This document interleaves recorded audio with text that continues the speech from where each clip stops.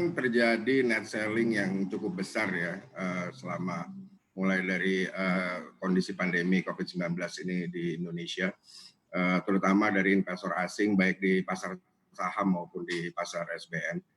Cuman kita lihat juga investor retail kita di Indonesia cukup kuat juga sih, karena mereka juga cukup aktif lah, bahkan mendominasi pasar saham sekarang di kita. Memang dengan net selling ini membuat ada pressure ya, sehingga indeks saham kita juga kembali turun. Kemarin sudah di atas 5.000, turun lagi menjadi di bawah 5.000. Kemudian SBN, kalau SBN sih saya lihat sih masih kuat ya, investor institusi yang di lokal untuk menahan harga, karena juga memang sekarang kan tingkat suku bunga diturunkan terus oleh Bank Indonesia.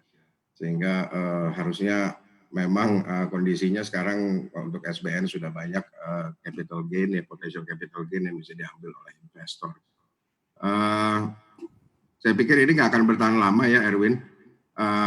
Begitu vaksin ini COVID-19 ini bisa lebih kelihatan, nanti kan sekarang dalam kondisi testing yang saya baca dari media-media.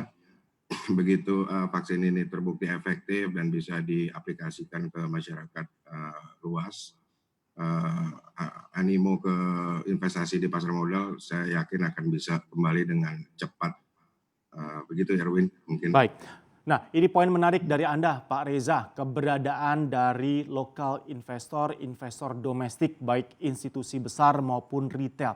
Memang dikatakan mereka bisa berfungsi sebagai buffer atau penahan ketika banyak asing yang melepas atau keluar dari pasar modal kita. Tapi ketahanan dan kekuatannya seperti apa sih Pak dari capital yang kita miliki, baik ini institusi besar ditambah dengan keberadaan retail investor murni dari dalam negeri. Pak Reza memandangnya seperti apa dari besaran kekuatan capital yang kita miliki? Saya rasa cukup kuat ya Pak ya, karena kan investable funds di Indonesia itu cukup kuat. Kalau kita lihat dana yang mengendap di deposito di perbankan itu kan cukup besar ya. Mungkin saya angka pastinya nggak terlalu tahu ya, mungkin saya rasa sih mungkin sekitar sampai dengan 800 sampai 1.000 triliun gitu ya.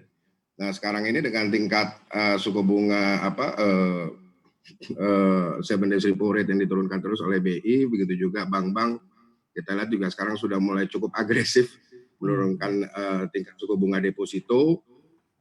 Memang ya bank-bank juga nggak ada pilihan ya, karena kan sekarang mereka lending activity-nya juga sangat slow down karena bisnis ekspansi dari real sector juga turun. Nah sehingga dana-dana baik institusi maupun retail yang mengendap di sektor perbankan karena tingkat bunga deposito diturunkan, ya mereka juga harus mencari alternatif investasi yang lain. Nah justru kalau pasar saham sekarang sedang under pressure begini, dari sisi valuasi kan harusnya atraktif ya, karena makin memiliki potential capital gain nanti pada saat market turnaround, investor bisa mendapatkan keuntungan yang baik. Jadi begitu juga SBN. SBN ini juga menjadi pilihan investasi yang aman ya, karena memang surat utang negara ini kan diisu oleh pemerintah. Baik. Ya, gitu Erwin.